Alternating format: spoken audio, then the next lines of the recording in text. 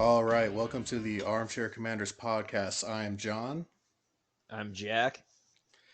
and this week we are reviewing the film A Bridge Too Far, which is about the invasion of Holland, also known as Operation Market Garden. And this week we are joined by a very special guest.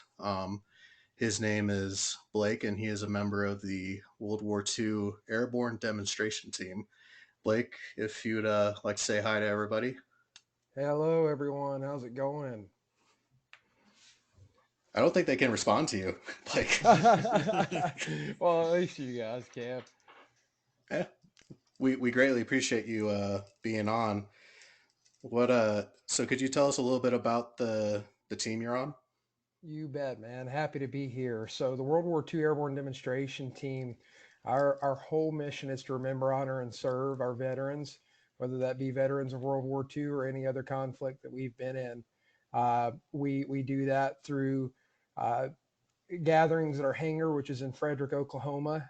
It's an original World War II era hangar that is on what used to be Frederick Army Airfield.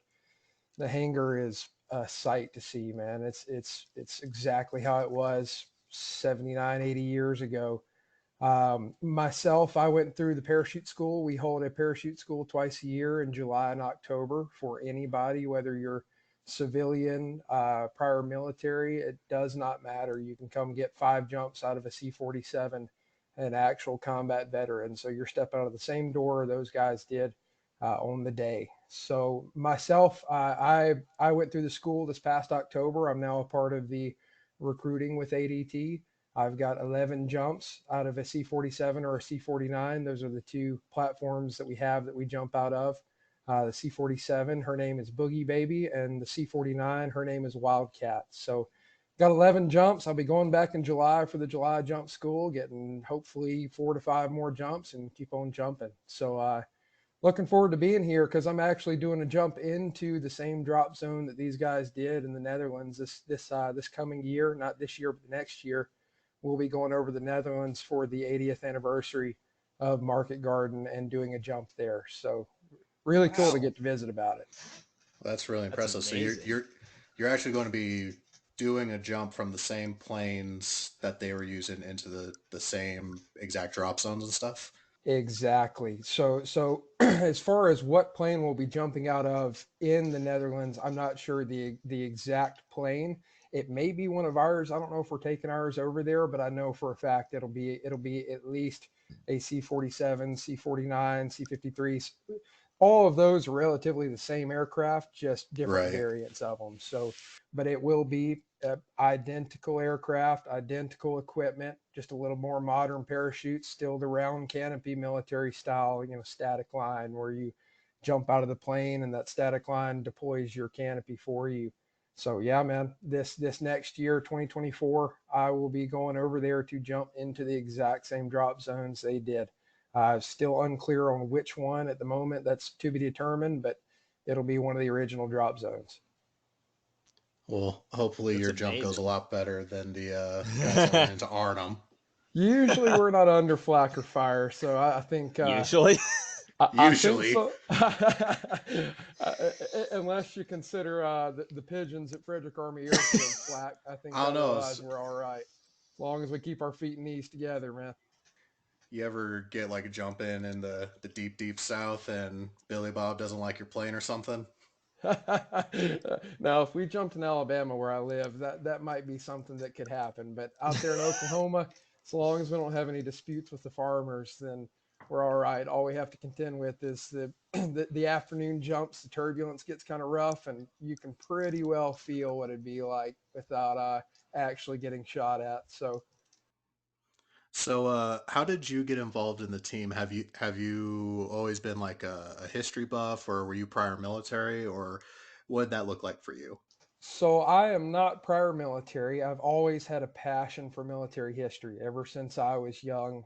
It's just been my mom and I most of my life, and she's really been instrumental in in that passion and my desire to learn. When I was younger, She carried me around to every museum that she could. That was part of my school. I was homeschooled when I was younger, so that was part of my school, is for her to carry me around and help me pursue that passion in military history and history in general.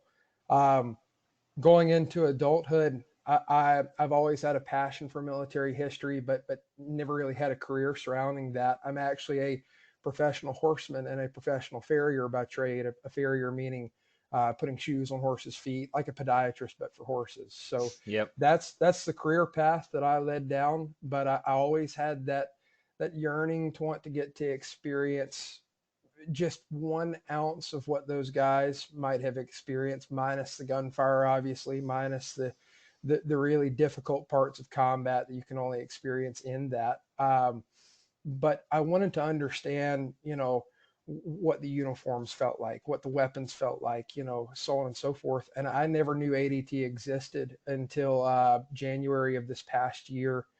I was sitting on my couch watching a YouTube video about guys jumping into Normandy, just sitting there watching this video saying, man, that's incredible. These guys get to do that. I would kill for the opportunity to get to do that myself. Oh, well, but it probably will never happen. That's probably something pretty exclusive, just a dream. Sure enough, when that video ended, the next video that popped up was a recruiting video for ADT, saying, so you want to learn to parachute. And the video's still up on YouTube. If you go and search it, you can find it. And man, I was awestruck to see this hangar, these two original planes with the invasion stripes painted on them, everybody in their uniforms, the jumping, and to find out that I could get 5 jumps from a moving C-47, jumping out at 1,500 feet. I called the next day. I literally paid my deposit that night, put it on a credit card, didn't even worry about it. Called the next day and talked to the recruiter, and I got the what's the way to put this? The luck of getting in early. I was supposed to be scheduled for late 2024, and they had an opening Mm. in October of 2022. And so rather than me having to wait, I got in early. That's super rare with us. A lot of guys end up waiting a couple of years before they get into a school. And I got in within the same year. And 5 plus 1 jumps at the school. So I got 6 jumps total. My sixth jump being my first jump as a team member, which we call it our cherry jump. That's, if you ever see one of us with a red stripe across our helmet, that's your cherry jump. It's, like Tradition. you probably think you're popping your metaphorical cherry Yeah. as a team member. So it's a I pretty don't. big deal. I got I that think on. you could just say popping your cherry. I don't think you need to add metaphorical to it. The It's rest of the already You're jumping happened pod, out. 5 times by that point. You're jumping out of an airplane. You get to call it whatever you want. Yep. Yep. Yep. So it's great to have you with us. I suppose we should probably get to the movie now. So Absolutely. as I usually like to start, Jack, what'd you think? I love this movie. It was a good one. It was. I want to say this is like the most star-studded movie we've had thus far. Correct me if I'm wrong. Oh yeah, it's a stacked cast. It's Yeah. like if Ocean. It's Yeah. like I said at the end of the last podcast. It's like Ocean's 11 was a war movie Yep. because Right.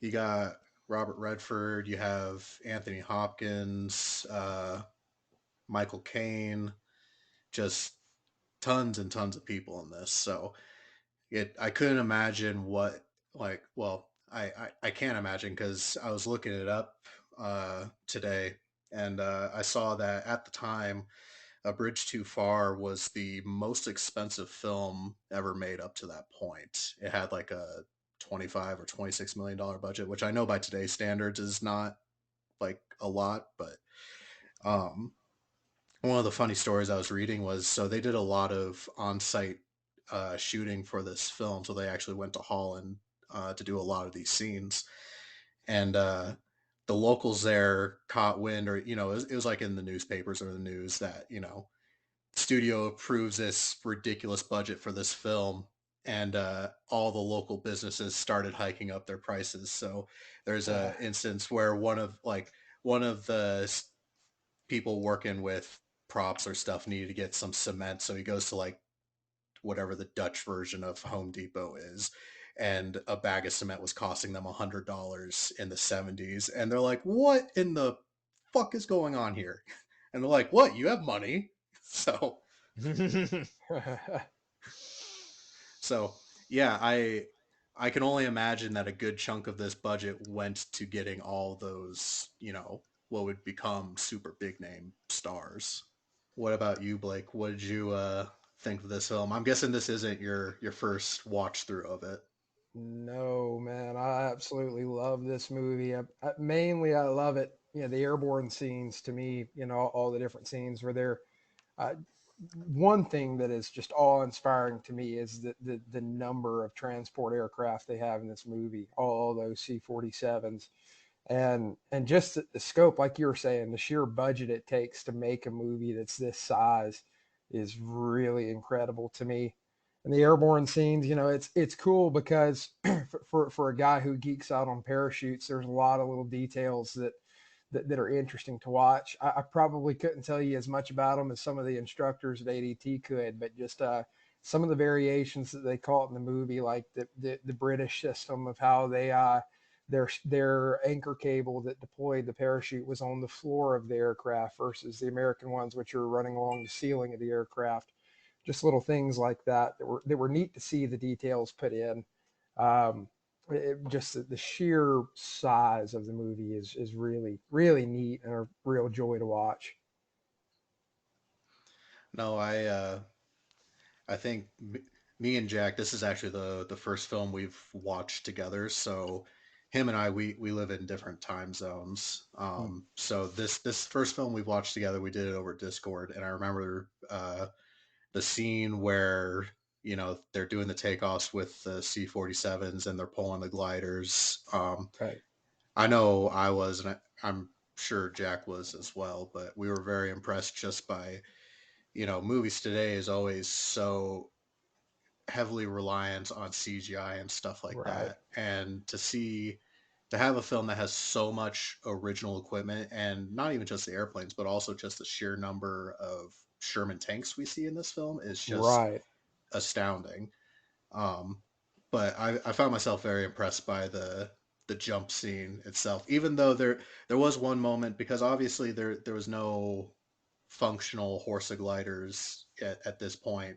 So what we see in the movie is just ground mock-ups that they tow. But then you do that like 2 or 3 second cut scene of what is very obviously live action footage of the C-47s flying, and then it's like almost like a Monty Python. They pasted the Horsa gliders into the scene, and Right. they're just stationary and unmoving while everything around them is, and it's just that there's a lot of just like little moments like that if you pay attention, you're like, for a movie for a massive budget, there's a lot of stuff that they let slip by. Right. Right. I'm sure they did what they could. This was the 70s. And Oh yeah, absolutely. I mean, for a film produced in the 70s, I think it's very well done. I would I don't know. I don't want to say it looks like an 80s movie because it doesn't, but it definitely doesn't fit the mold for a lot of other 70s movies. Right.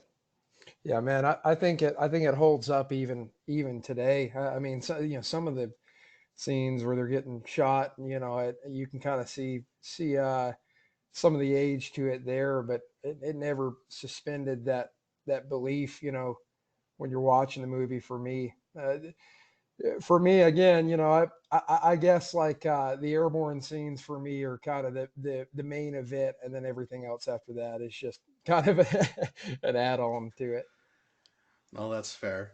So for you, I don't know if I don't know about you, Jack, but I've never gone parachuting before in my life. me neither.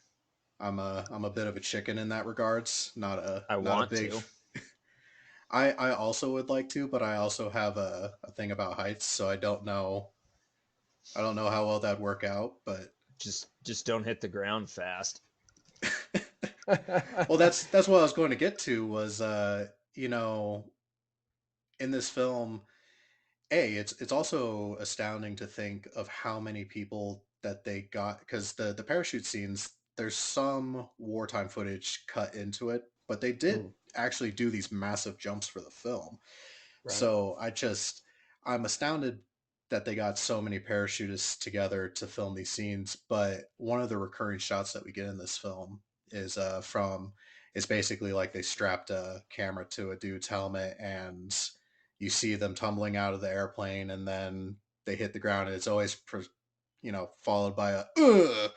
And I know when you parachute, you generally come in at a pretty good clip, but is I, that accurate?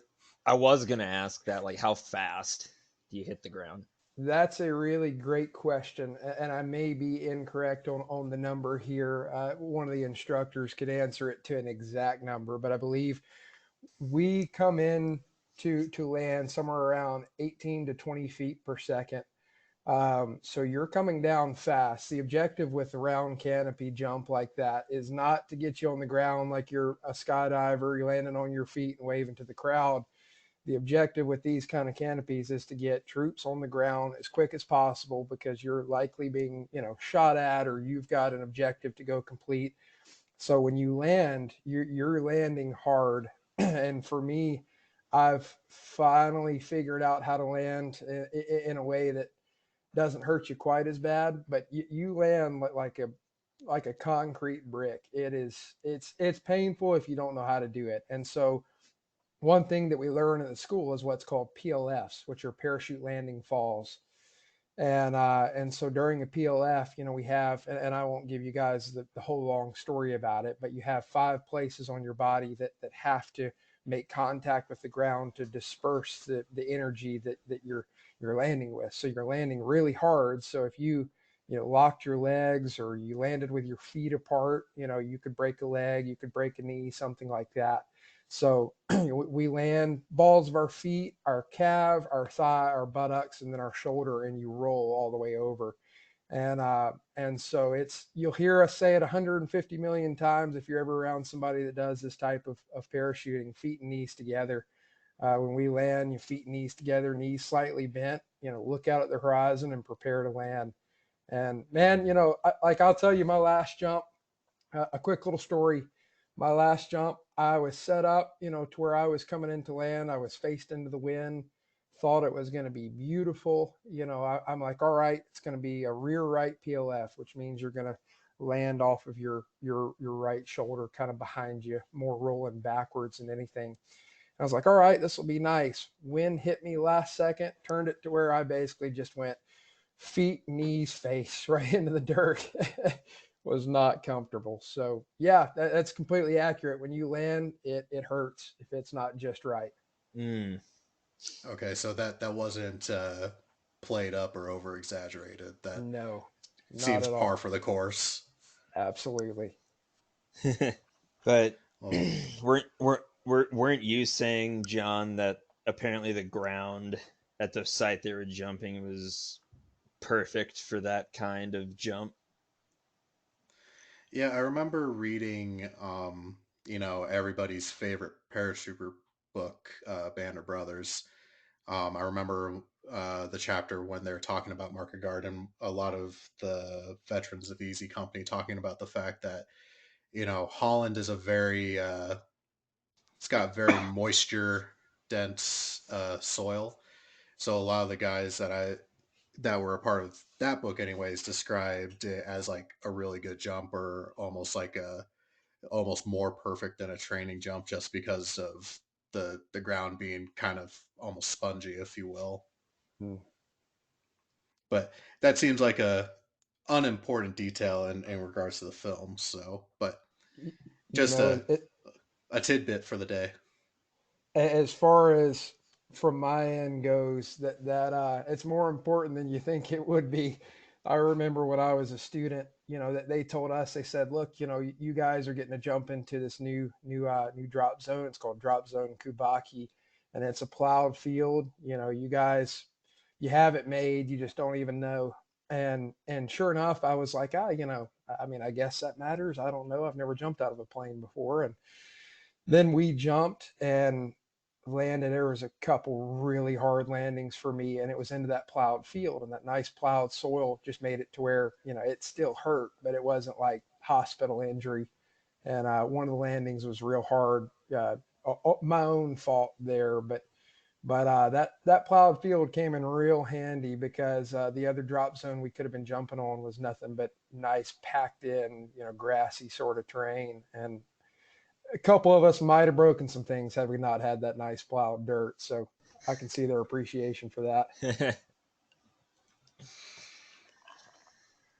For Hmm. our listeners who can't see, two out of three of us have our cameras running during this little interview. I see you got yourself a rocks glass there. What are you drinking this evening, Blake? I am having some Eagle Rare Kentucky straight bourbon, and mixing in a little bit of Coke with it because I feel like it. It's a free country after all. There you go. Oh, that's fair. Jack, what do you got? Well, I was gonna go make tea for this, but I wanted to help our guest to the best of my abilities, so I couldn't go and make it. Instead, I have a very large can of Neon Burst fruit drink. What? What? Great blowout. 8% alcohol. Neon Neon Burst? Is that Yep. Neon Burst. what? I've never heard of that. Is that some? It's a Okay. 25-ounce can. Okay, so it's like a convenience store can of Yes. alcohol that's meant to be stolen by teenagers. It's yeah, think watered down juice. Or Like a Four watered Loco. watered down Four Loco, that's it. And I'll have you know I didn't Four steal it, Loco I for purchased kids. it. Baby's first Four Loco. Shut up. You said stolen from a gas station, and I instantly got memories from Excuse when you, I I was like bought it 16. fair and square. That just makes it worse, I know, but I went back to my tried and true. I'm almost done with my most recent bottle of Sailor Jerry's, so Oh, I can heck finally yeah. see the hidden little design on the back of the label. For that's those of you who cool. don't know, if you ever buy a bottle of Sailor Jerry's, when you finish the bottle, you can see it's a flash design by him that he did up. So it's almost like a Kinder Egg, but booze. But with alcohol. Speaking of drinks, what did we think about our most serious insult of this entire film of the one American commander confronting the British uh, 30 Corps commander when they had just broken through on the bridge and they stopped and he's like, I'm sorry, but we have orders. You're just going to sit here and drink tea? Yeah, that was whew, that was an insult too far. But I see what you did there. That thanks, was a good one.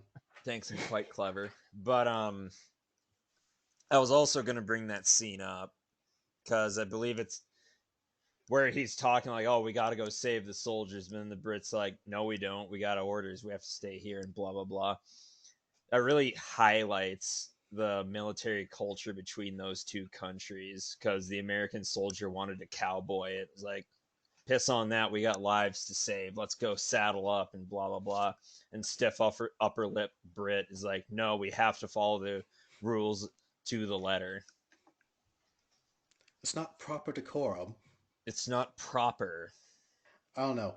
I will say though, obviously the stiff upper lip thing, you know, granted we're not British and we weren't raised in that culture, and Damn right you we know, it's, weren't. yeah, we fought a whole war not to have that culture a couple hundred years ago, but um, it is interesting to watch, even if it is infuriating on our part because we don't really understand it. But what I will say is that probably one of the greatest scenes in this entire film comes from the whole like British being cheeky thing, and that's with Anthony Hopkins. And I know we've been jumping around a bit on this, but we're a few days into the battle. Anthony Hopkins, I believe his character is Colonel Frost, if I'm not mistaken. But um, so they've been having few days of super hard fighting, and they were told that they were going to be relieved in like 2 days, and now they're way past that mark. And the scene comes up where you have a solitary German with a white flag walking across the bridge, and in perfect English, yells out to the British, "My general says there's no need to keep fighting, and we're willing to discuss a surrender." And Anthony Hopkins tells his subordinate to, you know, tell him to go to hell. And then his subordinate is like, "I'm sorry, we can't accept your surrender now." And that was it was a fantastic moment and truly just beautiful and really just like, I know our recurring joke is America fuck yeah, but this is our one Britain fuck yeah moment. But um, I also just love the look on that German soldier's face, because as like somebody who speaks English as a second language, he had to have had at least like a 2 second moment in his brain that was just like everything was going haywire. He's like, "Wait, what did I say to them? What did I screw this up?" So, but truly, out of this entire film, that was bar none my favorite scene, was just the cheek from Anthony Hopkins. it, it really reminded me of that scene in Princess Bride where Wesley's wounded and the Princess Buttercup is with him, and the king's right hand man, I can't remember his name, but he rides up on them, draws his sword, and says, "Surrender!" And then Wesley says, "You wish to surrender to me? Very well, I accept." But I mean, that just kind of seems also to be the style or the mindset of paratroopers in World War II, just in general, because we get almost the exact same scenario a couple months later from the 101st Airborne, when they're surrounded in Bastogne during the Battle of the Bulge, and Yep. the German commander is like, "Okay, guys, just give up," and the U.S. commander's has a one-word response, which is just nuts. Nuts. Haha, joke's on you. We're supposed to be surrounded. That's right. Now we can kill him from all sides. Who was it? Was it Chesty Puller that said, That's a chesty quote. "Yeah, we're surrounded. That simplifies matters." It's also the same guy that when he saw a test demonstration for the flamethrower, he said, "Where do we put the bayonet?" That's uh, exceptional. I haven't heard that one before. Speaking of flamethrowers, were Blake, were you ever aware of flamethrowers being deployed with airborne troops? Because that was one scene that shocked me. Was there's the bunker on Arnhem Bridge, and they send a flamethrower team to go knock it out in the middle of the night, and I'm like, wait a minute, that seems really really dangerous to just parachute a flamethrower into combat. That would be cumbersome to jump with. From my end, I don't know entirely too much about the British Airborne Corps during the war. I would love to know more about what they jumped with. Um, you know, I know that there were specific weapons. If we kind of jump back to Normandy, it was really thought out as far as what guys could or couldn't jump with as far as weight goes, because weight is always a concern when you're underneath that canopy. These guys were 160 something pounds, but they were carrying 100 pounds worth of equipment. And that is literally, I got to look at a manifest from a veteran of World War II, and his manifest, he was 170 pounds at the time, and he weighed 270 on the day that he was getting to jump into, or that he had to jump into Normandy. Um, I do not see how one of those guys would be able to jump with a flamethrower, but it's not impossible. Could have came with the glider corps, if they had glider infantry that were carrying that sort of thing. But to be honest with you, from my recollection, I don't know of any guys who did jump with flamethrowers, but I don't know that I'd want to be the guy who did have to. If that He drew the short straw that jump. he drew the short straw. I know there were a lot of guys who had to jump with the anti tank weapons, bazookas, so on and so forth. And I I know a will couple say of guys that got. Go ahead. I was going to say that was one thing I really appreciate in this movie is we get a lot of Piat action, which is Right, the British anti-tank equivalent to the bazooka, except instead of being rocket powered, it's spring powered. But I right. also love there's so many scenes of them using this weapon, and it's the most ineffective thing in the world. Like they can never hit. Like it's not that the explosives aren't good; it's they just never hit anything, and you're watching this movie and you're just like, come on, you have one job, just aim it a little higher. Right. But That had to have been hell to aim though. Oh, oh, absolutely. absolutely. And you guys got me curious to go look up and see if there was ever any record of somebody jumping with a flamethrower. I'm really interested to find that out. I Yeah, feel I feel like that would have had to have been like with the canisters or something like that, like mhm. the additional supply drops or whatever. Yeah, absolutely. We do quite a bit of that at ADT, doing practice and supply drops. We actually went to an air show just recently that our jump got scratched from winds being too high, but we did get to do a bundle drop, which is where we basically did the equivalency of supply drop. So that very well could be how they got it to the ground if they did jump with something like that. So curious to learn that one. I know this film tends to jump back and forth between um, being like super upbeat and patriotic and like go team allies, and then there's also we get a lot of scenes of like futility of war. What did we Mm. think about the speaking of canisters, there's a scene in this movie with the British paras that their drop zone is cut off from them and they're not able to get supplies, but one canister floats close enough that one of the soldiers ends up uh, going after it, and he makes it to the canister and he picks it up. He starts running back, and then he's cut down by machine gun fire. And it's a very heavy moment because the shot pans down, and we see that the canister that he was trying to get, you could only imagine in his mind that he's thinking like, oh, this is ammo or this is medical Right. supplies or it's food or anything like that. And the shot pans down and we see just a canister full of red berets. Like it's so depressing, but it's weirdly comical too because you're like that is a very British thing where it's like of course they would airdrop Stiff upper in lip. to look proper, you know. Yeah, Right. cruel Um, irony. what do we think about that scene or how did it impact you guys? It at first when I first watched it, I was like, okay, the things are only like what 100 feet away. We could just go and get them. And then one guy even said, "Don't go. There's sniper fire." I'm like, okay, there it is. Right. Yeah, for me, man, my first thought, I mean, when I saw what was inside of it, I was like, okay, who's the supply officer that thought that that was a good idea to drop red berets when they probably need the space on that aircraft more for whatever else, ammunition, food, forget that. Yeah, make sure they look sharp.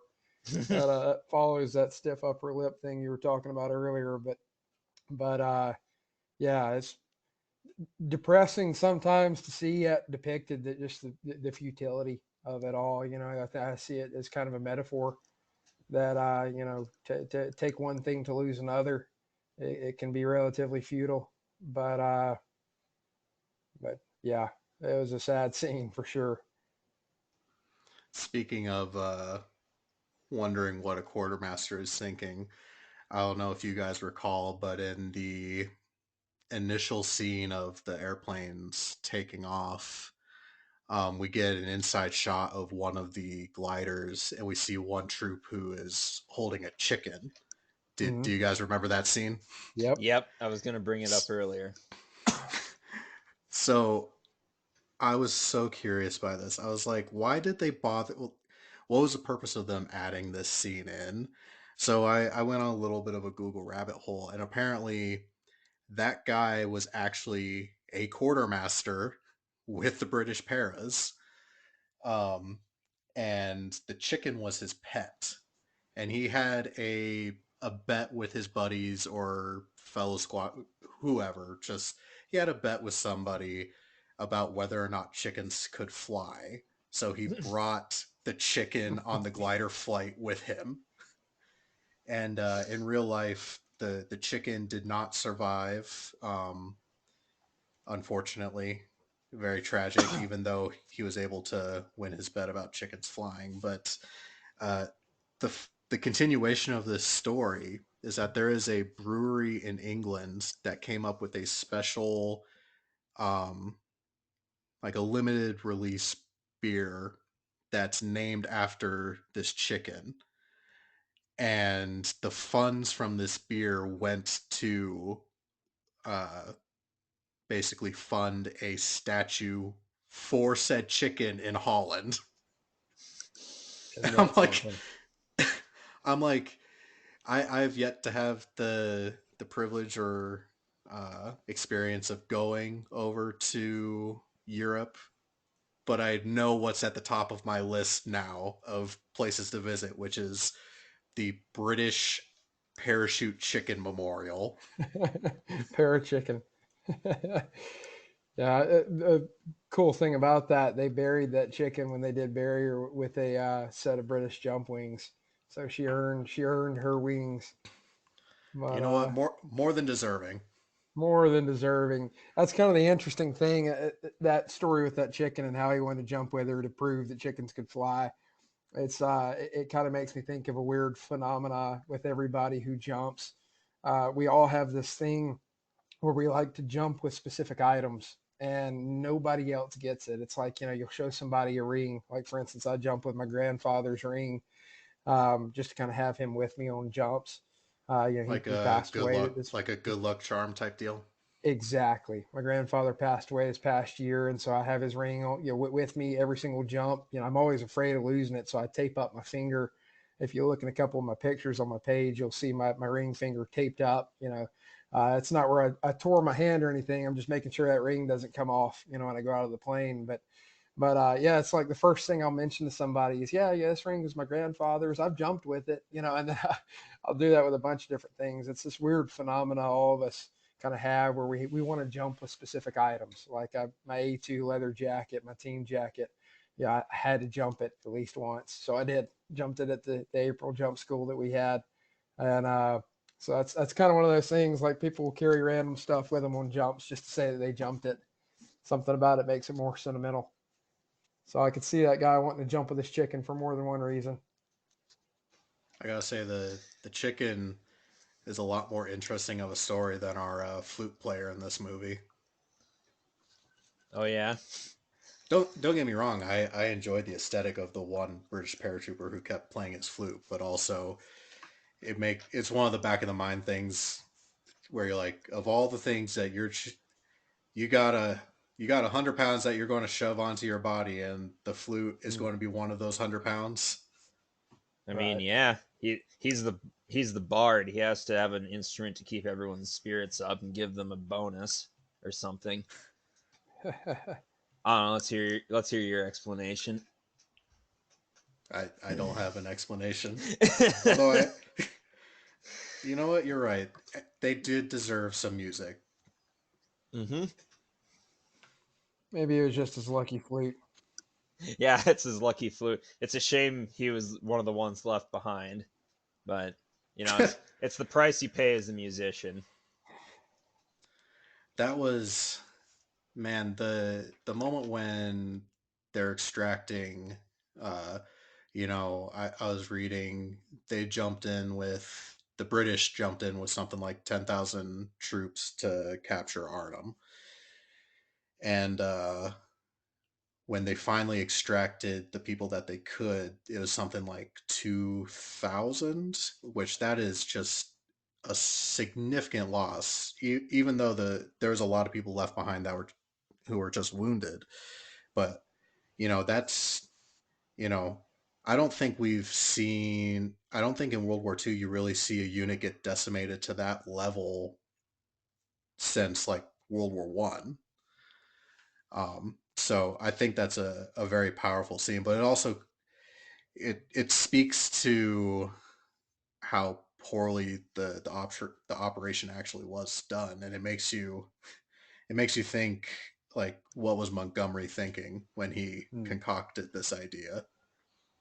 I know there was a big push because after the Normandy invasion, they combined the 101st, the 82nd, and the British troops into the First Allied Army, or the First Allied Airborne Army. And there was a kind of a political move to try and get them used. Um, but they, jump after jump kept getting canceled. So I think Montgomery really took advantage of the political pressure of like we need to use this one specific army group to justify its creation, and then he ends up getting a whole bunch of them waxed. Just goes to show you how one man's ego or multiple men and their egos can cause a disaster. Yep. I think he was an intelligence officer. I don't remember his name from the movie, but I'm sure everybody remembers him. He was the one rocking the boat, saying, let's do a second low level you do reconnaissance. see the tanks, sir. Yeah, exactly. Him.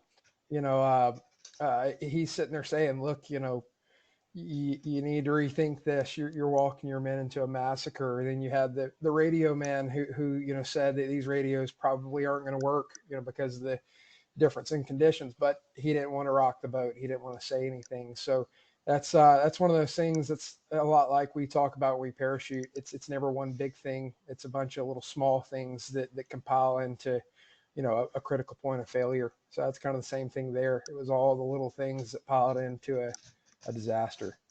So After watching this movie, I always, um, like I've said before in previous shows, I have my degree in history. So every time I watch a movie, I always end up spending like a day or two just deep diving and researching whatever given topic we're doing. And I watched a post war interview with Montgomery. I think he was like in his 70s at this point, and the person who was interviewing him was like, "Have you ever lost a battle?" And his response was like, "Nope, not one." hmm. I'm like, "Really? Haven't Yeah. won, haven't lost a single one.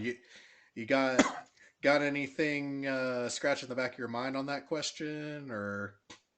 But it's Right. like they said. Just something you'd It's like like to share with the class. well, it's like they said at the end of the movie. Montgomery thinks this is 90% a success.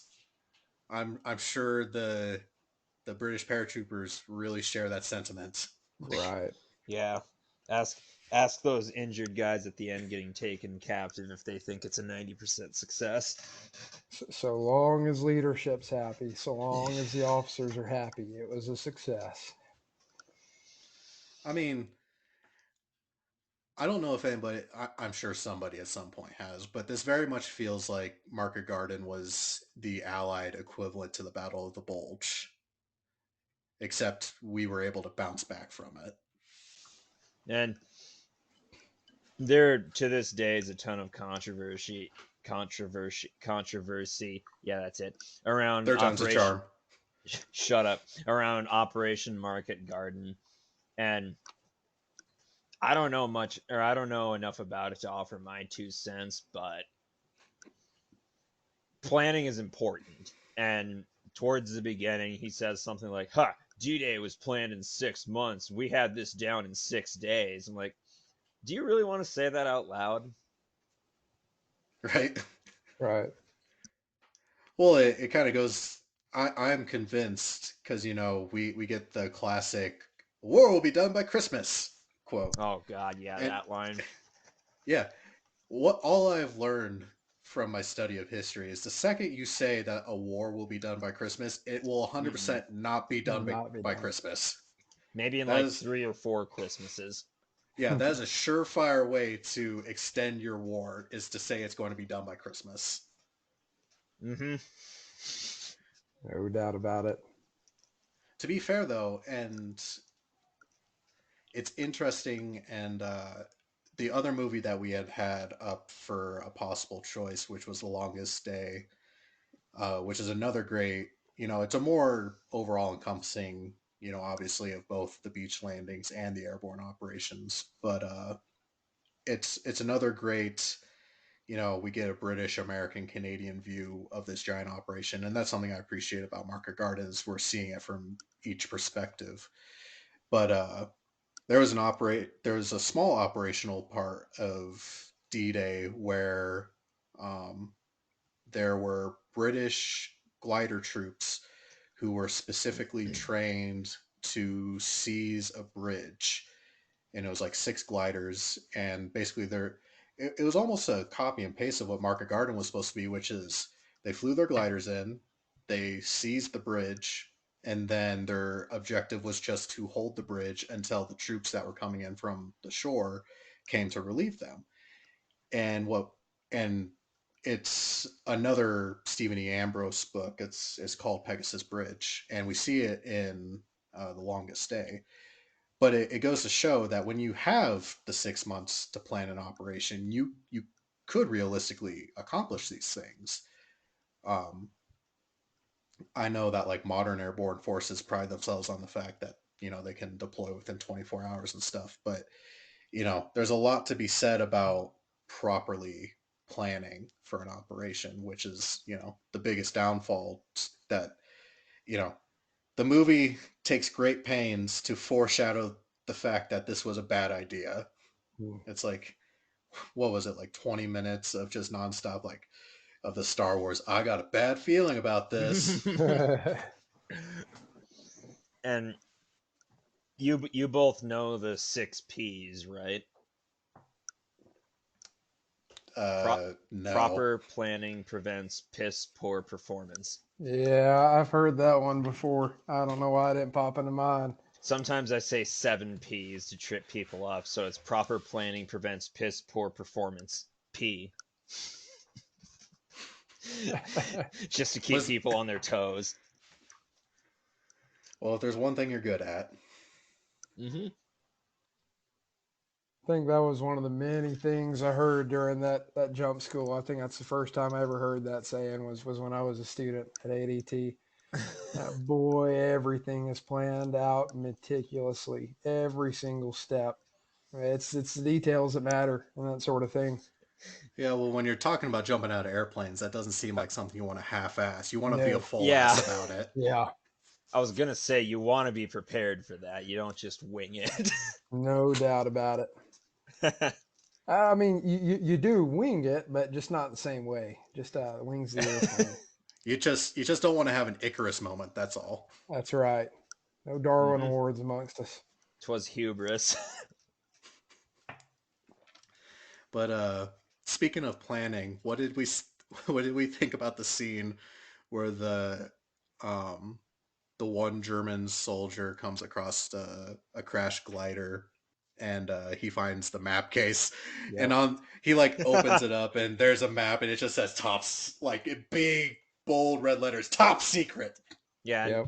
and then in another scene it shows another page and it says "Do not take on jump." Right. God damn it! I had to look it up because I was like, there's no way that they have their entire battle plan be like the company and brigade leader, like whatever level of officers, you would think that they would be told, you need to memorize this plan, here are your maps, but remember what the game plan is and just go from there. Like, I didn't think that they would actually have like a map with the lines drawn, like circling, like we need this place. And I was like, no way this is real. And I googled it, and it legitimately is, and that's actually one of the reasons why in this movie Modal ignores it, but in real life General Modal got the plans, and he's like, jackpot. Right. God. Like, it was a big reason why the Garamans, as the one Polish trooper said, were successful at stopping this advance. I know it was a cheap shot to make fun of a person's accent, but I I, just kept laughing every time he said the Germans. I was gonna say Germans. we made it 49 and a half minutes before somebody said Germans. Gene Hackman. Oh, I forgot Gene Hackman was also in this. And I Also, we've made it 50 minutes and we haven't mentioned Mr. James Bond himself either, of Sean Connery, Sean who Connery. On who also Connery. had a stellar performance in this movie. Mm-hmm. Man. Yeah, I even if it were a bad idea, I'd follow him into battle in Holland. Absolutely. Maybe not with Montgomery as the general, but still.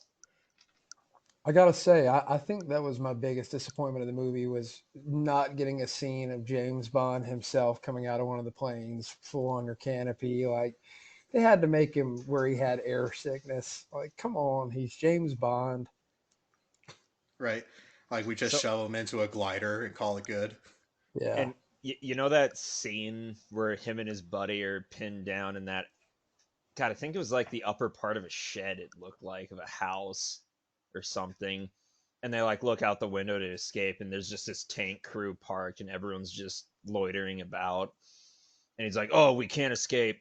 A day passes, reinforcement comes and they get the drop on the Germans and kill them all.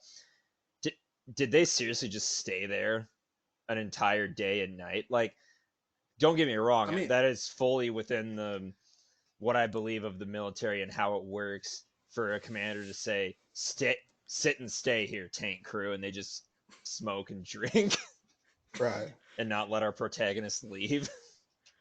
yeah, I feel like at this point in the battle, German tank crews were not just chilling out. I'm pretty sure they had some marching orders to go take care of Yeah, like, business. is there not a point that you need to be in your tank and on alert for? You just need to be a nuisance here. I don't But know. Speaking of Sean Connery and looking out windows, do you remember the scene where where he's dragged one of his injured men into a house and the local Dutch people are working on him and you see Sean Connery and then it immediately pans to him like pulling his sidearm out and he unloads his entire pistol through this window and there's a German on the outside of the window that just happened to walk by and like he doesn't fall after the first or second shot. He does the dramatic like every single bullet must be dramatic.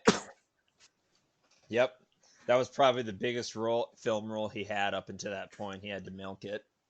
He was Mhm. he was not going to waste that opportunity. Nope, not He had 5 seconds of screen time and he was going to sell it. Yep, not Gotta when the studio feel every bigwigs are round. looking. Yeah, feel every round. But I have a list here pulled up of the potential actors that have been offered roles in this movie. Julian Cook, that role was originally offered to Steve McQueen, Oh but he wow. wasn't interested. Steve McQueen Yep, was almost in this film. he was Huh. almost in this film, but he wasn't interested in the part they were offering. And next was Audrey Hepburn. And I'm guessing what She is was like a Dutch civilian or something. Kate Terhorst. Kate Terhorst. So she might have been the Dutch wife that they set up that impromptu hospital in, you know? Oh Might yeah. have been her. But her reasoning was that it hit too close to home because she lived near Arnhem during the battle itself during World War II. What? And Audrey Hepburn? yeah, she's Dutch. Hmm. But I thought she was already a like a big name Nope, actress by the not in the time. 40s. Not in the 40s. Didn't She was still a girl. didn't Howard Hughes date Audrey Hepburn? I'm okay. I need Yeah, to. let's not get into This is going to. that. You know what? I'm going to leave it at that.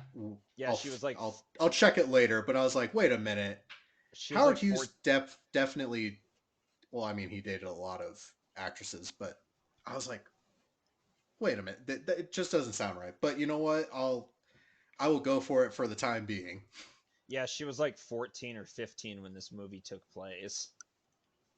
because she was born in Oh, 29. And yes, I looked it up. But okay. what was I going to So say? Oh she yeah, was. she was going to be Kate ter Horst. Don't remember who that was, but I assume it was that Dutch housewife whose house they Mm, set up the hospital, whatever. But another name that they offered was Robert De Niro for Staff Sergeant Eddie Dohoon. Really? hmm. Charles Bronson was seriously considered for the role of Stanislaw Sosabowski. Oh, the Polish commander. Yep. And How do you? What do you think he thinks of the Germans? Gareth, he's a bit mixed, I bet. But on the topic of James Bond in this movie, Roger Moore was initially cast as Lieutenant General Brian Horrocks, but was unable to appear when problems surrounding the Bond franchise meant that The Spy Who Loved Me was made a year later than originally planned, therefore coinciding with production. So scheduling conflict then. Yep, scheduling conflict. In addition, Horrocks had approval over the character and turned Moore down, and the role instead went to Edward Fox, who nailed it. So yeah, that as star-studded as the cast was, it could have been even more star-studded.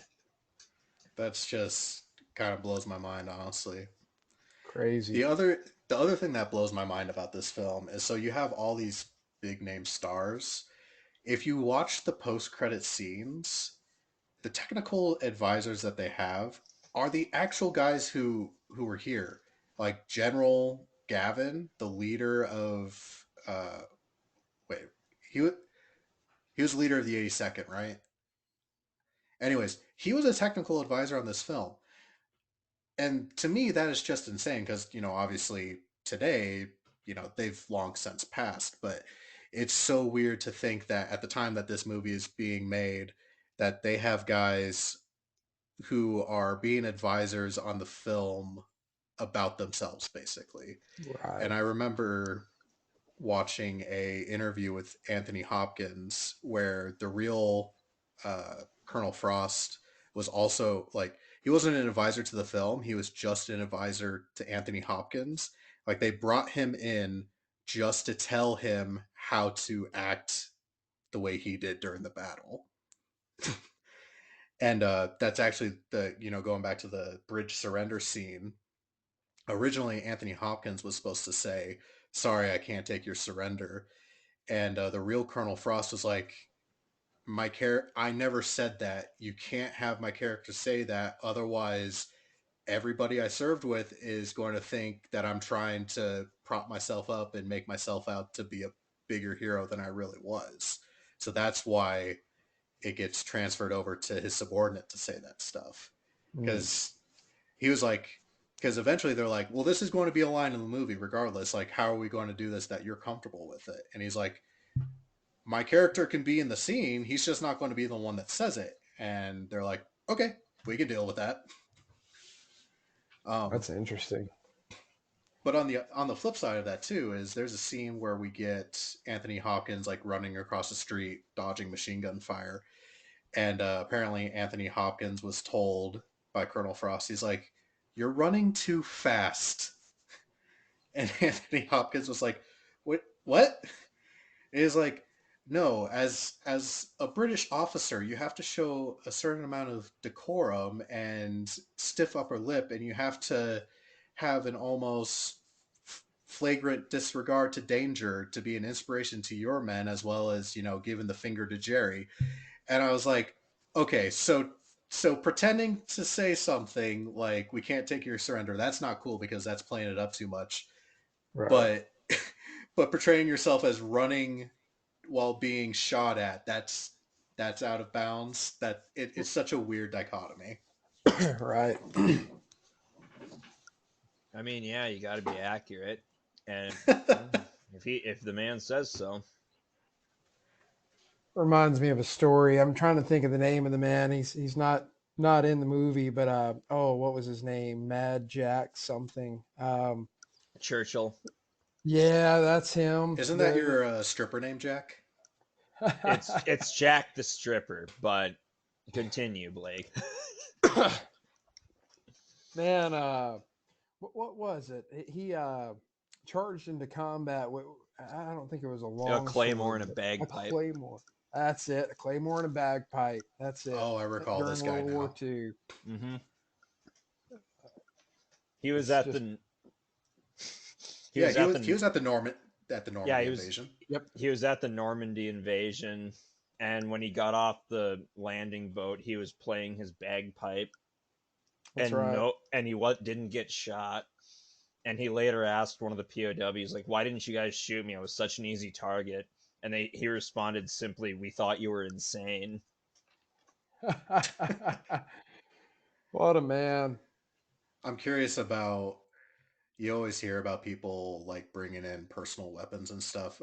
So my dad, he served in the Air Force for 20 plus years, and I remember a story he told me once where they were getting a briefing before um, Operation Iraqi Freedom, and somebody in a squadron asked the higher ups, and they were like, "Can we bring our own guns?" And the higher ups were like, "No, absolutely not."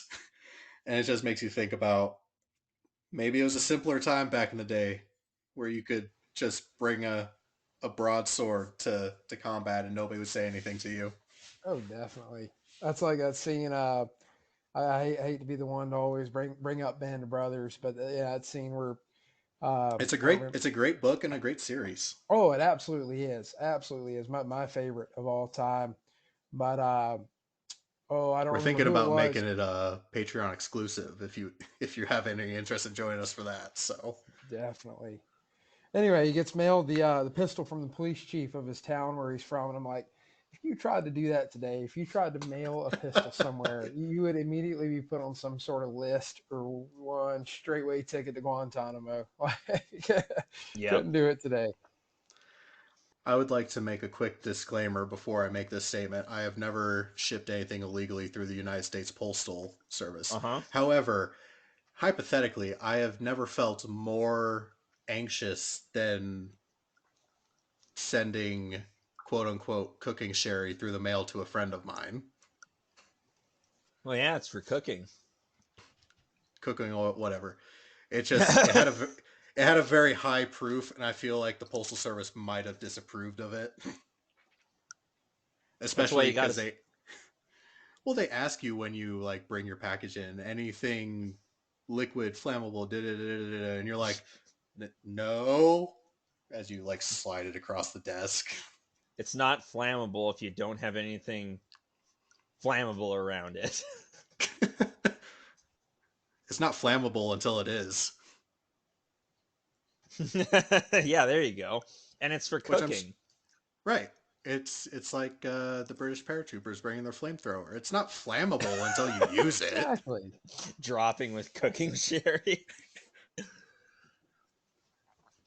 My yeah. Speaking of flamethrowers, my favorite thing. Every time I watch this movie, I always see them on the planes, and they're just every single one of them smoking a cigarette. And like I'm a cigarette smoker too, but mine, it's like the minute I get down on the drop zone and I get back to the truck, sit down my parachute, I'm like, time, and I light up a cigarette and stand and wait for everybody else to get back. But like I'm watching these guys smoke on the plane, and I'm like, I would give anything to be able to smoke a cigarette before I jump. I'm pretty. Lucky. You, so what you're saying is that you haven't submitted a policy recommendation to the team for historical accuracy's sake to allow smoking. Yeah. That sounds like a fair idea, but knowing the board, I think that would be thoroughly and completely shot down. I was smoking on the back of one of the trucks on the way back to the hangar. So I'm at the very back of the truck. It's an open top truck, so the wind's blowing. I was smoking on the back of the truck, and I got a firm talking to for smoking around the parachutes. Even though I was being cautious, but still, you have to Hmm. understand. So Yeah. yeah, I don't know how that would go. So are you a purist when you're out at jump school, and do you do like Lucky Strikes, or do you just stick to whatever your modern brand is? Actually, when I go out there, I take the unfiltered camels. You can still buy them at gas stations.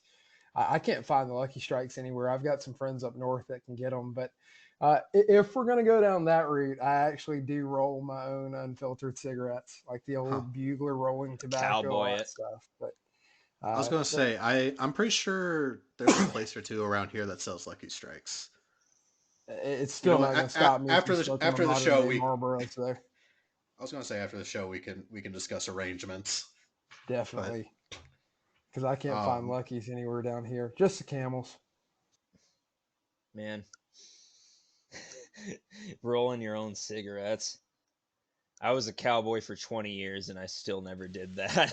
No kidding. And So, man, I worked with horses. really, I didn't Yeah. know that. That's Basically what I do born for in a the living. saddle.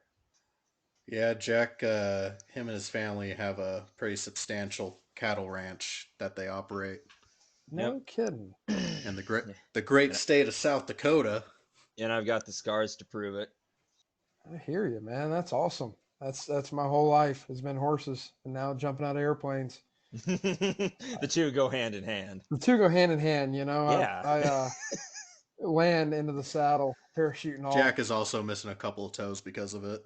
Yeah. Amputee. Yeah, I heard about your missing toes a couple podcasts ago. Yep. Yeah, the piggies went to market. Piggies went to market. That's Uh, the which podcast was that? I don't even remember it. I don't remember which one it was, man. I listened to all y'all's, but I can't remember which one it was. Yeah, my first tattoo was the piggy's gone to market sign. Man, back to the cigarettes for a minute. Funny story. So you were talking about smoking cigarettes, and so first couple times that I jumped this past April, our drop zone had been moved to a fully grown wheat field. Basically, we're jumping into waist high wheat. And I had no idea at the time that I was extremely allergic to wheat. I mean, not like Oh. barely allergic. I'm talking like face turn red, sneeze 150 times in a row. So I land, PLF, roll over. I got drugged by my canopy a little bit because the wind's real high. So I did what's called popping a cape well, which is when you pull this little assembly that's on your shoulder and it releases that riser, which is essentially what leads up to the canopy, and it keeps you from getting drug around in the field. Excuse me. And so the minute I stood up, I was like, "Oh, something's wrong." Achoo, and just started sneezing 150 times. Got my canopy packed up, and I mean, they could hear me from the trucks. It was just one sneeze after another. And I get back to the truck, and one of the guys who was jumping with us is kind of our hangar doctor. His name is Doc Halligan. He's to my knowledge a surgeon of 30 years and real cool guy, real nice to talk to. And so I'm sitting there, I get back to the truck and I'm holding a handkerchief to my nose. But of course, being a good tobacco user, I've already lit a cigarette, sneezing and all. And so I look over to Doc Halligan and I go, Doc, what can I do to help this? Because like I'm miserable right now, sneezing my head off and snot coming out, whole 9 yards. And he points the cigarette and he goes, putting that out would probably help you. Like that's not helping you right now. I took one more big hit and I was like, that's probably not it. Oh, that's a hell of a way to find out you're allergic to something is jumping straight into it. Oh man, it was terrible. I got back to the hangar and everybody was looking at me like, "Are you okay?" Like they thought like I was tearing up because I got injured or something. And I was like, "No, yeah, I'm fine. I'm just sneezing my head off." Went to the bathroom and blew my nose and all that sort I'm of stuff. just And so happy. yeah, I'm just so happy. It was a good jump. Went back up and jumped again that afternoon, man. I was went right back to the sneeze, and I knew it was the wheat because by the time I got back on the plane, I was fine. And I was like, okay, if the sneezing kicks back up this time, it's the wheat. Got back down there, landed within 2 seconds. I was right back to sneezing. So I was like, damn, achoo, wheat, achoo. Oh man, and I know when you're a kid they do that like pin test. They didn't think to test for wheat for you. Oh man, See if you're like a celiac or something. I'm telling everybody I've got a gluten allergy now, just not in the way you think. No, it's easier to explain to people. Yeah. So like I'm allergic, but also not really. Yeah. Your gluten allergy is a lot less pretentious. Exactly. A Yeah, lot it's less pretentious. justified. See, I have this thing. So you've heard of that thing where you can't, or well, you can taste cilantro, but it tastes like soap. Have you heard of that? I know I haven't. That's the Well, first I've heard of it. Yeah. 12% of the population has this gene where when they eat cilantro, they only taste soap. And Really? I'm one of the 12%. And people are always shocked when I say, "Oh yeah, I don't like cilantro. Or could I get that without cilantro?" And when I tell them that, they're like, "Oh, your genetics are weak and blah blah blah." Or how can you not like cilantro? So I've just taken to telling people I'm allergic to cilantro. Yeah. It's My just wife's the same easier. way. Easier. She Wait, really?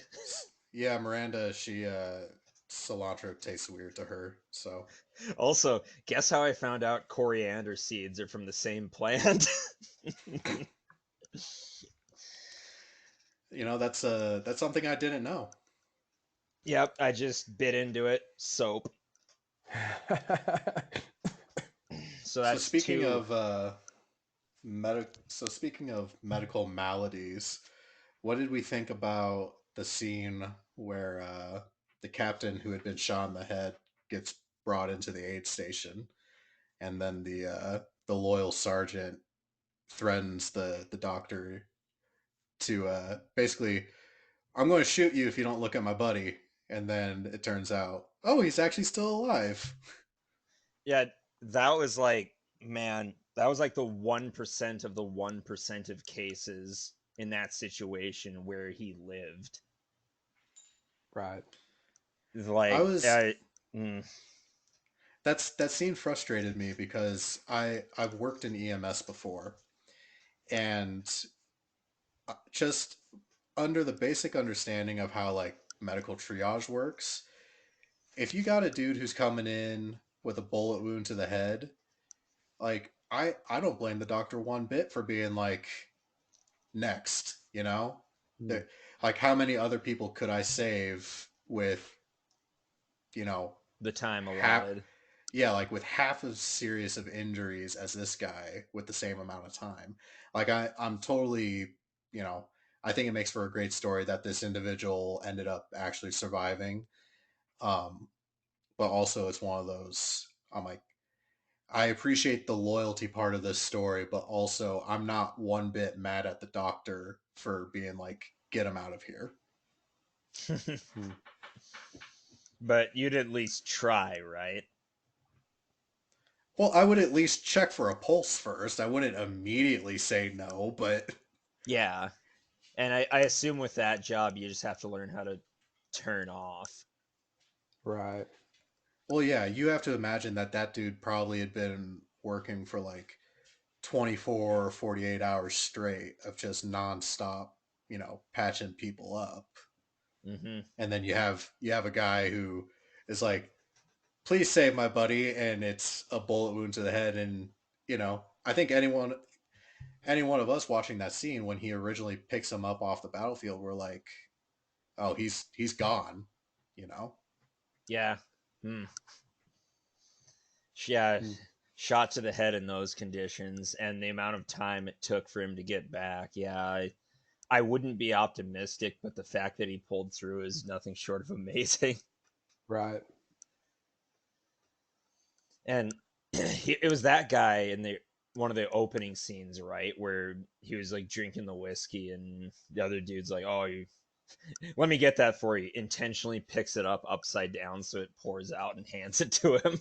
Hmm. Mm. I think. I think if he'd have poured out my whiskey, that would have been a fight in terms if he had Oh poured out my yeah, whiskey right in front of me like that. Well, I, I would especially have in been a little those pissed. I especially in say those that as circumstances, it wouldn't have been easy to get. I say Yeah. that as I look at my bottle of whiskey sitting here on the table. Oh, whiskey isn't good for you. Well, neither is war. My Neither is coaster literally dying. says, my coaster literally says, courage is a vitamin best swallowed with whiskey. Helps it go. Yeah, helps it go down. Yeah, I don't know how well it helps you get over a gunshot wound to the head though. Stiff upper lip. Stiff upper lip. And yeah, Yeah, no, that scene I always loved the fact of how you know him pulling the pistol on the doctor really got the doctor, and then the doctor gets him back by being so serious, going up to the MP like you're going to arrest this man and keep him for a maximum of 10 seconds. I was like, wait, what? 10 seconds? I also just love how confused the MP was in that scene. He's like, "What? Huh?" what? Yeah, like what do you mean? That means count to 10 really fast. Right. Oh, so I know I've mentioned a bunch of scenes that I really liked. Is there a scene that we haven't discussed that either one of you thought was really good or really powerful? Just that final shot of the Dutch family walking away from their home, and you just see their silhouettes, and the kid, I think, presumably playing soldier with that stick, and then just before he's out of frame, it just stops on him, and then credits roll. That was beautifully shot. That was a great scene. And they even like told the woman like, "Oh, this is just going to be a temporary thing. This is just the few of us." And then before she knows it, her house is an entire hospital. Mm. Yeah, the thing that really got me in that scene was when the first couple of soldiers walk into the house. You see like a model train set going around some tracks on the carpet, and then you see just a couple of blood drops hit the carpet around it. That reminds you of what's going on in this moment. Mm-hmm. I thought that was a very well shot scene. Absolutely. So I I, don't know. or Go go ahead. ahead. No, no, I insist. I don't know why this one scene where they've just landed and you see the insane asylum patients come walking out of the woods, and you know that he explains it to him that insane asylum got hit by artillery and or bombs, and they got they escaped. That one older fella that was saluting them as they walked past. I don't know why, but that always hits me every time. Like maybe he was a war veteran of previous war, or previous conflict, and that's why he was in that asylum. Is he couldn't keep hold of his mind, shell shock, PTSD, whatever you want to call it. But I don't know why. Just that one scene is always kind of harrowing for me. Yeah, man. Wait, I, did you look up the insane asylum thing and if it actually happened? Because part of me uh, says yes.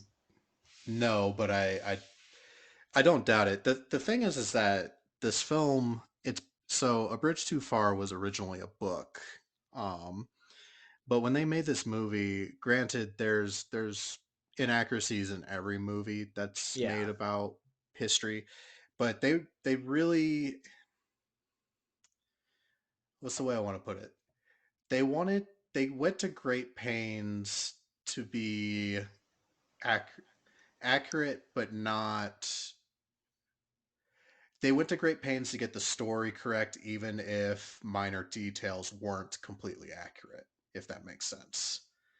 So it's like if we're going to throw if we're going to throw in the like 2 or 3 seconds of a chicken being on a glider and that turns out to be true, I have zero doubts that the insane asylum thing also is true. Right. Yeah. And getting back to my point from earlier about Audrey, I looked it up. She is a British citizen, but she was born in Brussels to a Dutch baroness, and I quote an Anglo-Irish ne'er do well. Okay, father walked out on when she was young. Her subsequent adolescence in German-occupied Netherlands was quite traumatizing. She helped the local resistance, witnessed deportation of Jews, and almost died of malnutrition during the hunger winter caused by the German blockade. It's a really rough start for somebody who would go on to be such a superstar as she was. Mm. Yeah, it also just goes to show like nobody was left untouched by this conflict. Mm-hmm. Yeah, and I brought up earlier that's a thing like our generation has in common. Like most of the millennials I know had grandparents that were in that war or involved in it somehow. I think it was like what 10 million some American men fought then. Well, yeah, it's I mentioned on the was it? No, it was the one before the last one when we did Wind Talkers. Mm. I had a great uncle who fought on Saipan, but I also had a great uncle who was a B-17 tail gunner. I had another great uncle who um, he served in the Navy during World War II. I don't remember exactly where, but it's you know if you met the minimum requirements, then you were doing it. You know. Mm-hmm. How about you, Blake? Did you have family in that war? So I personally did not have any family, but I could honestly say the guys that I've gotten to know who did serve, they might as well be family, minus the blood relation. Two of them for me. One of them is a man by the name of Robert Leslie Smith. Mr. Smith's got an incredible story. I knew the man up until he passed at the age of 99. He was third in command on a troop transport ship, the USS President Adams. It was a Liberty ship that took Marines to the Pacific. Excuse me. During the war, the man was there and saw the initial invasion of Iwo Jima, saw the flag raising over Mount Suribachi, and this man, I got to know him when I was 12, 13, 14 years old. I would go see him once a month. It's one of the cool things that I get to say about my life is I got taught to drive stick shift on a 1943 Willis Jeep by a World War II veteran. Man owned a Willis That's Jeep and taught me to drive stick on it. So that's badass. him and I would go out to his place once a month, and we'd go drive the Jeep, or he'd show me any one of his other cars that he had. He had Ford Model T, Ford Model A.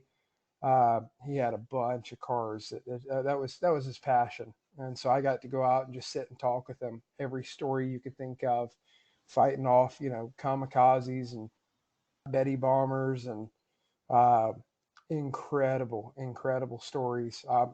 I'll share with you a brief story, and then I want to tell you about another gentleman.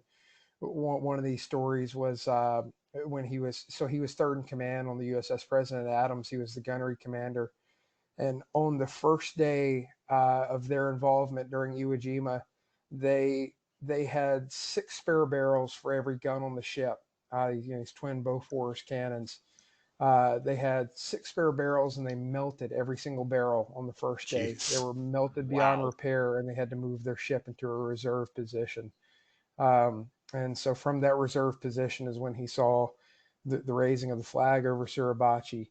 So just think about that, man. You go to some of these museum ships, if ever you see those spare barrels inside of them, next time you go out to one, or if you ever get the chance to go out to one of these museum ships and you see the Bofors cannons. I don't remember if it's 20 millimeter or 40 millimeter. I think it's 20 millimeter. I may be wrong on that, I but think I think the Bofors are 40s, yeah. if Okay, I there you remember go. correctly. Next time you look at those barrels, just imagine those things getting melted. I mean, it's a pretty big barrel. You have to be putting a lot of rounds through that sort of thing to melt it. So they were laying some hate downrange. But Dang. another veteran that I was very close to was a man by the name of Jack Lebed. Jack, I'm actually close with his son, Larry Lebed, and so Jack was a radio operator on a B-29 that flew combat missions over Japan during World War II, stationed in Saipan and Guam. And this man had just incredible stories of the war. You look at some of his logbooks, and he yeah, early in the war that they were at higher altitudes. They were a B-29, so it was a cabin that can handle higher altitudes. 25,000, 30,000 feet. And later on in the war, because they were missing targets, they got lower and lower to the ground. 15,000, 10,000, 8,000, 5,000 feet. And as he gets lower, his records and his log gets more and more grim.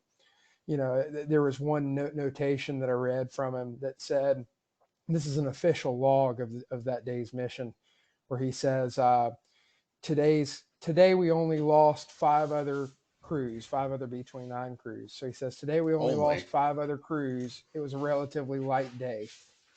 And you think, man, Wow. five B-29s went down, and that was light losses to him. Wow. Yeah. Uh, to kind of wrap up, cool story about both of those guys. I actually took pictures with me of both of them. I had their pictures laminated, and I jumped with them back in April. So I put them inside of my jacket and jumped with them, and just as kind of a remembrance of them and in honor of them, had them with me on that jump. And then inside of our C-47 Boogie Baby, her fuselage is lined with the pictures of veterans that have come to visit her, or veterans that are important to team members. So if you go inside of that plane, or if you see pictures of her, you'll see all these photographs lining the fuselage, and some of them are accompanied by signatures. Um, I got the honor of getting to put both of those pictures of both Jack LeBid and Robert Leslie Smith inside of Boogie Baby. So they're forever memorialized inside of the plane. And cool little note about that was Jack LeBid's widow, so Larry LeBid's mom. She told me, she said, it's really special that I put his picture up inside of that plane, because he'll forever be up in the sky, where he wanted to be. So it was just really special to get to do that, to honor those guys. That's No, amazing. that is really great, and that's great that you had those kinds of relationships. I know. I always think about. I don't have kids at the moment. That's a little bit down the road, but um, that is something I think about. Is who are the people that are going to be role models for my potential future children? Who Right. are who are the people that are going to have those stories that inspire them to do stuff? Because, like you, I grew up at a time where there was an abundance of World War II veterans. I lived on a Air Force base because, like I said earlier, my dad was active duty, Right. and you know, every time you went to the PX, or you went to Domino's or whatever, the guy in front of you, World War II vet, you know, Right. guy behind you in line at the coffee shop, World War II vet, Korea vet, what have you. Um, so it was always they're they're everywhere, and you really kind of take for granted their presence until we're at the point where there's so few of them left now, because they're getting into their upper 90s, low hundreds now. Um, my own For our listeners, I know this is probably our longest episode yet, but my own personal connection to why I love this film so much is I actually, when I lived on the Air Force Base, there was a museum there that I volunteered at, which really started my love for history. And you guys can't see it, but I'm showing a picture to both Jack and Blake. But I was actually on a restoration crew Wow. for at this museum, and at the time we were there, the museum obtained a C-47 that we worked on and restored to its static display status, and it's the C-47 Okie Dokie, and that's at Travis Air Awesome. Force Base. So, although I've never jumped out of an airplane or done anything cool like that, I do have a strong attachment to the subject. Absolutely. Man, that's incredible. You got to be a part of that. That's a beautiful plane. You said the name of it was Okie Dokie? It's Is that Yep, it's Okie Dokie. It was a C-47 that actually participated in the Normandy invasion. The squadron that airplane was attached to is most likely believed to, right? if I remember correctly, it carried the 502nd into Normandy. Gotcha. Gotcha. Man, I'm sure you can attest to it. When you're around a plane like that, you can just feel, I don't know how to describe it, but you can feel some sort of life. to the plane. I know it's an inanimate object to most people, and it sounds a little bit kumbaya, but when No, I'm they around, they definitely have their own personalities. You know, I believe it. you if you spend enough time around, you know, I think any object of significance um, can take on a personality I if believe you it. spend enough time with it. Yep. 100% believe it. When I'm around our planes at ADT, I don't know what it is, but you feel some sort of soul when you're around them. When you get inside of them and the engines are running, man, it's it's the closest I think I've ever felt to God when I'm around those planes. Like one of the most special moments for me when I'm at ADT is when an ADT Airborne Demonstration Team. For those who don't know, um, when I'm out there, early morning jumps, sun's coming up. You know, you've been rigged up, you're in your parachute, in the harness, and engines are already on the plane, and there's that smell of aviation gasoline in the air, and you're already in what we call stick order, which is the order at which you get on the plane. um, you go to get on the plane and the engines are running and sun's rising in the distance, and that propeller blast starts hitting you in the face as you go to get on the plane. Something about just the wind of it hitting you, and the Oklahoma sun coming up, and the smell of the aviation fuel, and the smell of old airplanes like that. You get on that plane and you're surrounded by these pictures of these men who actually jumped into combat, and their signatures, like just tons of signatures of these men. It's something about it, man. It's just there is a soul to those airplanes, and you can feel it. It's a feeling that is almost indescribable. I bet. Oh man. Like you're part of a long chain of tradition. Right. I mean, it's almost like the planes themselves are alive. If only they could tell the stories they've seen. It's Sounds when great. when I look at other inanimate objects, I don't think of it as a she or a him. I just say it. But those planes, I'm like, man, she's looking good today, or it's like they're alive. That's genuinely how I Right. think of it. Just alive with that history, what they've seen.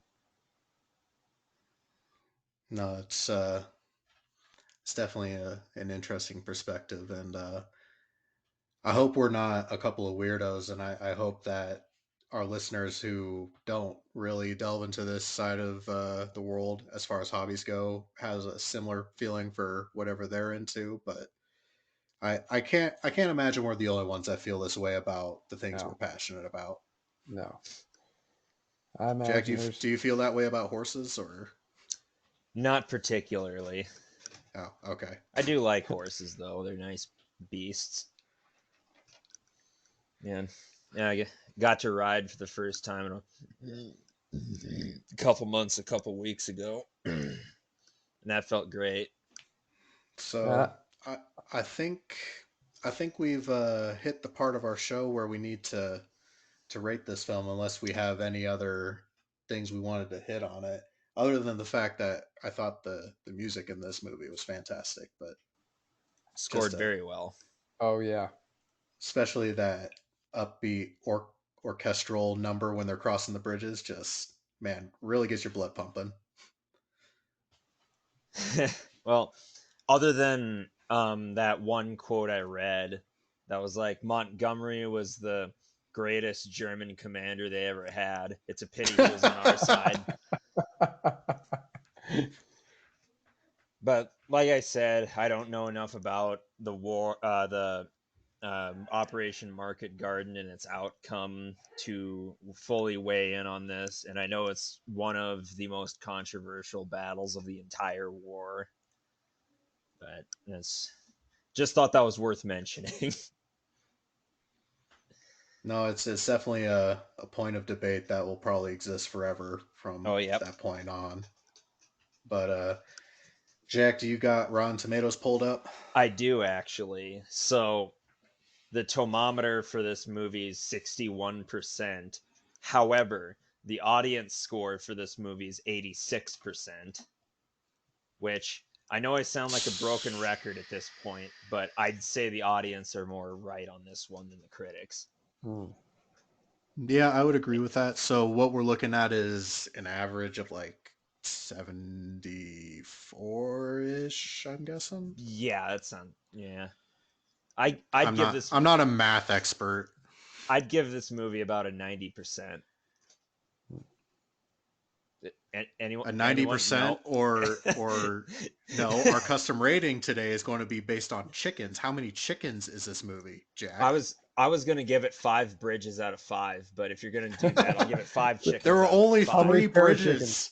Okay, fine, chicken. Well, there was only one chicken if you want to go down, whatever. But How many five pair of chickens? chickens. Yeah, How many pair of chickens is this five film? pair of chickens out of 5. Yeah. There, happy. I I give thought I was. this I give this 4 pair of chickens and 1 chicken that's been shot up. Okay? That's just cruel, It happens to the real chicken. I man. The only reason I'm dinging it is because there's just a couple of editing mistakes that really stick out. But Yeah, other than that, I thought this was a fantastic film. Highly recommend it. I This is the kind of film that I can see myself sitting down and watching at least once a year. This is the kind of film that when I come back to it in the future to watch it, like I'm going to make myself a steak, like a really nice dinner. It's like steak and potatoes, all the good stuff, and some whiskey. And I'm going to make it an event because our last viewing we took it over 2 days, and I don't know. This movie deserves your attention. Hmm. So if you're going to watch this movie, take the take the 3 hour block. Don't have any interruptions. Make yourself a nice dinner and just experience it. That's the way I see it. I think it's a great film. what do you, what do you think, Blake? How many pair of How chickens many do you give it? chickens? I definitely think it gets 5 out of 5 pair of chickens for me. Thank Um, you. I think maybe one of those chickens had a bad landing somewhere in there, but Yeah. you know, still 5 out of 5. They made it. But this A movie pair for of chicken me, that lost a couple of feathers. yeah, a couple feathers. It happens. Um, this movie for me, I mean, it's an airborne classic. There's not a single guy who doesn't have an appreciation for this style of parachuting who doesn't look at this movie and just say, "Man, that's freaking awesome!" Just the jump scenes in particular, but the history in general. For me, it's just the scale of the movie. I love to see things done on such a scale as this, and for me, I absolutely love it. Love every bit of it. The good outweighs the bad, so to speak. I'd say Yeah, that's a fair assessment. it is. And I thought I was being clever giving this movie a 90%, but no one laughed. It's because Next we take time. this seriously. Yeah, this podcast is serious business. I'm sorry for forgetting. I will say, I think pair of chickens is better than our PBR rating for the last film. And the last one was a good one. It was a Is good that out film. yet? No, that comes out this coming Friday. What was So this? What was this Friday's episode?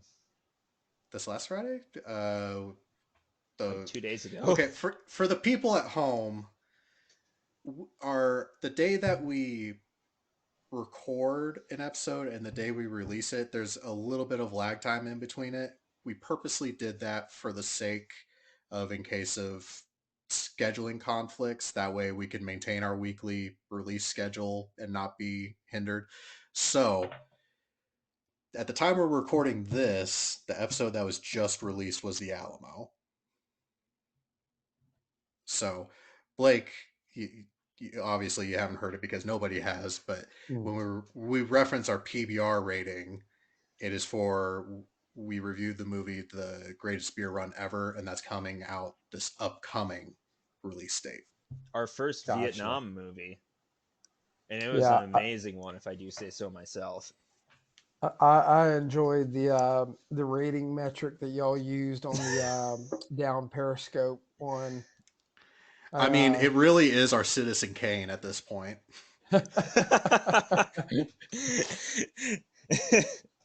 Yeah, the I I just I here's the thing. I love two types of films. I love airplane films and I love submarine films, and definitely. I'm surprised, you you know, obviously we try to get variety in here, but I really have to stop myself from every time it's my turn to pick to be like, submarine. Right. you forgot the third type of movie you like, and it's stoner films. There is that. That's right. I remember college. You know, the shocking thing is despite my love for stoner films, I've never partaken in the ganja. So John is straight edge, such a as you wasted can tell by opportunity. the as you can tell by the Sailor Jerry's he's been drinking. I don't know. I have a tattoo of Snoopy smoking a cigar on myself at this bad angle, but I'm not opposed to things that are detrimental to your health. I will tell other people not to, but for myself, I'll defile my body. Yeah. I'd never recommend drugs, booze, and rock and roll to anyone, but they've worked pretty well for me so far. So Jack, what is our? It's your turn this week. What is our next film? I'm glad you asked, and it's one of my favorite films. It's a film that if it's on TV, I will drop everything to watch it. It's one of those movies. It's the seminal 90s sci-fi classic Starship Troopers. Oh yeah. You're damn right. Yes, sir. Would you like to know more? Oh, you bet. Please, please tell me. Well, next week I we'll be doing our love this. part. Service guarantee citizenship. Yep. And it's fitting too because they just came out with the early access release FPS Steam game that me and my buddies have been playing. And the entire time the chat is nothing but those memes like service guarantee citizenship or I'm doing my part. Uh You know, It's our first Paul Verhoeven film. and our I'm first excited. sci-fi film. It is, and it's also our first film that's not actually based in reality. So it's going to be a you episode because I have no historical input on it. Wait, wait a minute. The Alamo happened? Oh man, Shut up. I just pissed off the entire Texas listening base. Oh yeah, all four of them. They're yeah, That's right, maybe four Texas. of them, but they're intense. I see our numbers. Ooh. But yes, this I like for wrapping this one up. This film was very good. I'm glad we watched it, and I'm glad we watched it together. And we had an I amazing guest this week. Thank you so much for joining us. absolutely, you guys. Happy to be here, and thank you all for having me. I really enjoyed it. I'm glad that you enjoyed it, and I'm glad that the fact that you listened to our stuff beforehand didn't, scare you off. So No. Matter of fact, maybe you want to hop on more. You guys are fun to All talk to right. and fun to be around. My kind of every people. every time I talk, I've been talking to a couple of different people trying to get guests, and every time I talk to them, there's always a point in the conversation where it's like, "Yeah, send me a link to your stuff," and I'm like, "You sure you don't want to just come on and risk it for the biscuit?" Oh man, that's great stuff. I listened to it a couple times. I do a lot of driving for work, between appointments, and listen to it on the drive and enjoyed every second of it, man. Now we just got to get you out to ADT and kick you out of an airplane. So You know what? I'd be down. You know heck what yeah. deal? We have I started a YouTube channel before I started this, and it's called History Apprentice. But History Apprentice is where you can also find our podcast on YouTube. But you know what? If you guys actually accept me into ADT, I would be more than happy to do some videos. You know what? Maybe we could do a podcast out in the hangar bay and do some airborne related film. we can make that happen. That would be awesome. And I'm telling you guys, it's a once in a lifetime thing. You know, it's man, if I could jump every day of my life, it's terrifying. But once you get past that initial fear, it's the greatest thing you'll ever do. But even just seeing the hangar, man, it's incredible. So we'd love to have y'all out there. We'd love to have y'all come out and visit Oh, I'd love to. We'd love to, and we'd love to have you back on the show. anytime, man. Anytime. All you got to do is ask me. It gives me a good reason to get to visit with some good guys and drink a little bit of whiskey on the side Hell too. I don't do yeah. that too often at home. Sounds good. Before we sign off, I know the reason I found you was through the social medias. So if you wanna plug your social media accounts, if you want to plug the team's accounts, have at it. You know, I'm sure Absolutely. we all want those extra followers. So You bet. Shameless plug time. So my personal Instagram for the team is knees to the breeze, just how it sounds. That's my personal page where I just kind of share some of my stories of parachuting with the team. As far as the World War II Airborne Demonstration Team goes, anybody can sign up to come to a jump school. You don't have to be prior military. You just have to be physically capable to do it and have the want to do it. Um, so as far as that goes, you can look up the website, WWII So that's World War II Airborne Demonstration Team.org. If you look us up on there, there's tons of information about the team, tons of information about the school. You can reach out to me personally through that page as well, that Knees to the Breeze page on Instagram. And we'd love to have anybody who wants to come out come on out. You know, it's a great team to be a part of. It's one of those organizations that you get experiences you can't get anywhere else. For instance, I'll share with you a really short thing. After I got my 5 jumps, which you have to get 5 jumps to graduate school, after I got 5 jumps, I had my wings, my gold airborne demonstration team wings, pinned to my chest by a Korean War veteran who did a combat jump into Korea. His name is Wow. Jerry Ring. So just to get the opportunity to have a war veteran who actually did it, yeah, pin those wings onto my chest was something I'll never forget. So anybody who wants to come out and join us. It's anybody who wants to come, they can. Wow. that That is is great, and amazing. that was an incredible plug. That's far greater than any Yep. plug I've ever done. Yeah. Better than our non existent sponsors. And that's with the Our whiskey show, which involved. was not brought to you by Lucky Strike or Sailor Jerry today, or whatever I know. nonsense you were drinking, Jack. Or Neon Burst. You know what, Neon Burst, I will gladly take your money. Yeah, I- hell. if you could possibly get a sponsorship from Lucky Strike, I would be massively impressed. That would be cool. That would be really freaking cool. Is there a rule If I governing? get a sponsorship from anybody, that would be cool. What were you saying, Jack? Is there a rule regarding advertising cigarette brands and podcasts like there is in like TV and radio? I don't know. Podcasts aren't regulated by the FCC. All right, we're good Uh, then. yeah. So, um, speaking of plugs, if you like the show, leave a review. The stars do matter. Uh, Even a written review is even better because that helps our algorithms. Follow us on Instagram and Facebook at Armchair Commanders Podcast.